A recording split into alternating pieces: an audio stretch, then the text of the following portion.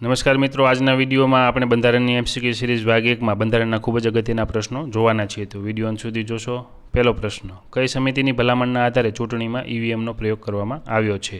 નીચે 4 સમિતિ છે, જોઈએ સાચો જવાબ શું છે. સાચો જવાબ છે દિનેશ ગોસ્વામી સમિતિ. હવે એ છે ઇન્દ્રજીત સમિતિ, જે ચૂંટણી માટે જાહેર ફંડ માટે રચવામાં આવી હતી.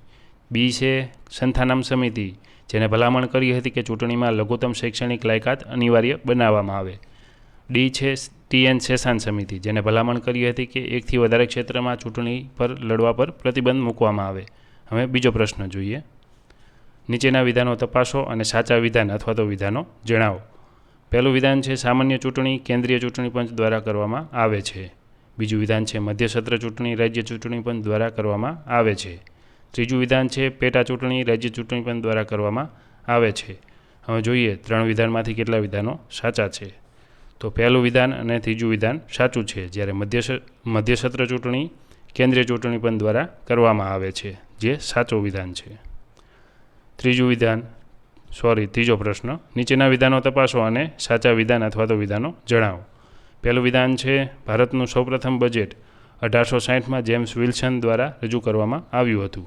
બીજું વિધાન છે વચગાળાની સરકારનું બજેટ 1946માં લિયાકત અલી ખાને રજૂ કર્યું હતું. ત્રીજું વિધાન છે સ્વતંત્ર ભારતનું પહેલું બજેટ ષણમુખમ સેઠી દ્વારા 1947માં રજૂ થયું હતું. ચોથું વિધાન છે ગણતંત્ર ભારતનું પહેલું બજેટ 1950માં જ્હોન મથાઈ દ્વારા રજૂ થયું હતું. હવે જોઈએ આ 4 વિધાનમાંથી કેટલા વિધાનો સાચા છે. તો ઉપરના 4 વિધાનો સાચા છે. ચોથો પ્રશ્ન: નીચેના વિધાનો તપાસો અને સાચા વિધાન અથવા તો વિધાનો જણાવો. પહેલું વિધાન છે પોંડિચેરી અને દીવ દમણના રાજ્યપાલને લેફ્ટનન્ટ ગવર્નર કહે છે. બીજું વિધાન છે ચંડીગઢના રાજ્યપાલને વહીવટદાર કહે છે. હવે જોઈએ આ બંને વિધાનોમાંથી કેટલા વિધાનો સાચા છે. તો માત્ર બીજું વિધાન એટલે કે ચંડીગઢના રાજ્યપાલને વહીવટદાર કહે છે, આ વિધાન સાચું છે. હવે જોઈએ તો કે દિલ્હી, પોંડિચેરી અને અંદમાન નિકોબારમાં આ ફક્ત 3 કેન્દ્રશાસિત પ્રદેશોમાં જ રાજ્યપાલને લેફ્ટનન્ટ ગવર્નર કહે છે, જ્યારે ચંડીગઢ, દીવ દમણ, દાદરાનગર હવેલી અને લક્ષદ્વીપમાં રાજ્યપાલને વહીવટદાર કહે છે. 5મો પ્રશ્ન છે વિધાન પરિષદના સભ્યોને ચૂંટવા માટેના મતદાર મંડળ વિશે વિચારો અને સાચા વિધાન અથવા તો વિધાનો જણાવો. તો પહેલું વિધાન છે 1/3 સભ્યો વિધાનસભાના સભ્યો દ્વારા ચૂંટાય છે. બીજું વિધાન છે 1/3 સભ્યો સ્થાનિક સત્તામંડળ દ્વારા ચૂંટાય છે. ત્રીજું વિધાન છે 1/6 સભ્યોની રાજ્યપાલ દ્વારા કળા, વિજ્ઞાન, સાહિત્ય, સમાજસેવા જેવા ક્ષેત્રોમાંથી કરવામાં આવે છે. ચોથું વિધાન છે 1/12 સભ્ય સ્નાતક મતદાર મંડળ દ્વારા ચૂંટાય છે. 5મું વિધાન છે 1/12 સભ્યો શિક્ષક મતદાર મંડળ દ્વારા ચૂંટાય છે. હવે આ 5 વિધાનોમાંથી જોઈએ કેટલા વિધાનો સાચા છે.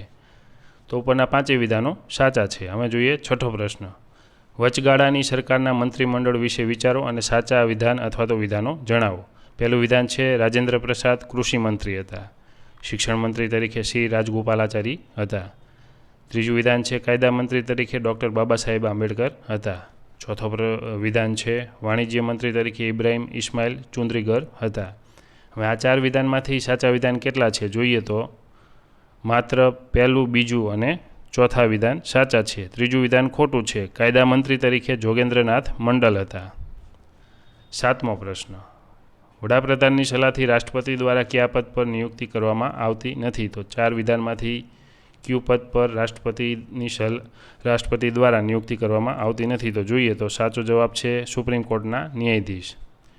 8મો પ્રશ્ન છે રાષ્ટ્રપતિ પર મહાભિયોગ પ્રક્રિયા બાબતે વિચારો અને સાચા વિધાન અથવા તો વિધાનો જણાવો. જેમાં પહેલું વિધાન છે 14 દિવસ પહેલાં નોટિસ આપવી પડે છે. બીજું વિધાન છે તહોમત કોઈપણ ગૃહમાં રજૂ કરી શકાય છે. ત્રીજું વિધાન છે દરખાસ્ત માટે 1/4 સભ્યોની અનુમતિ જરૂરી હોય છે. અને ચોથું વિધાન છે તહોમત ઠરાવ જે ગૃહમાં રજૂ કર્યું હોય તે સિવાયના બીજા ગૃહમાં રજૂ કરી શકાય છે. તો અમે જોઈએ 4 વિધાનમાંથી કેટલા વિધાનો સાચા છે. તો ઉપરના 4 વિધાનો સાચા છે. હવે જોઈએ 9મો પ્રશ્ન: સંસદની સંયુક્ત બેઠક બાબતે વિચારો અને સાચા વિધાન અને વિધાનો જણાવો. તો પહેલું વિધાન છે અનુચ્છેદ 108 મુજબ આની જોગવાઈ કરેલી છે. સંસદની સંયુક્ત બેઠક લોકસભાના અધ્યક્ષ બોલાવે છે.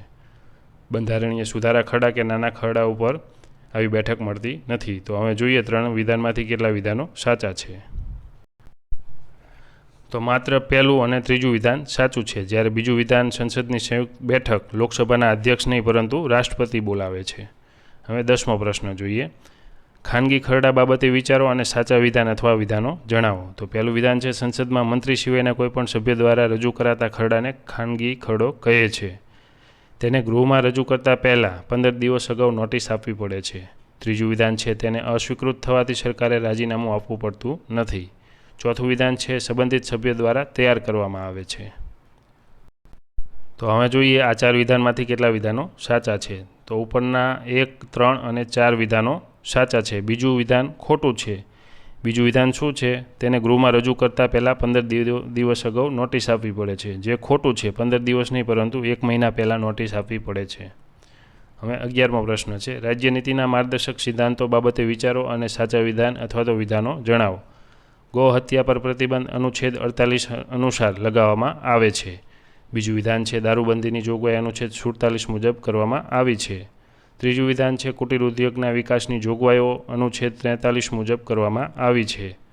ચોથું વિધાન છે, અનુચ્છેદ 44 મુજબ યુનિફોર્મ સિવિલ કોડ બનાવવાની ભલામણ કરવામાં આવી છે. તો જોઈએ આ 4 વિધાનમાંથી કેટલા વિધાનો સાચા છે.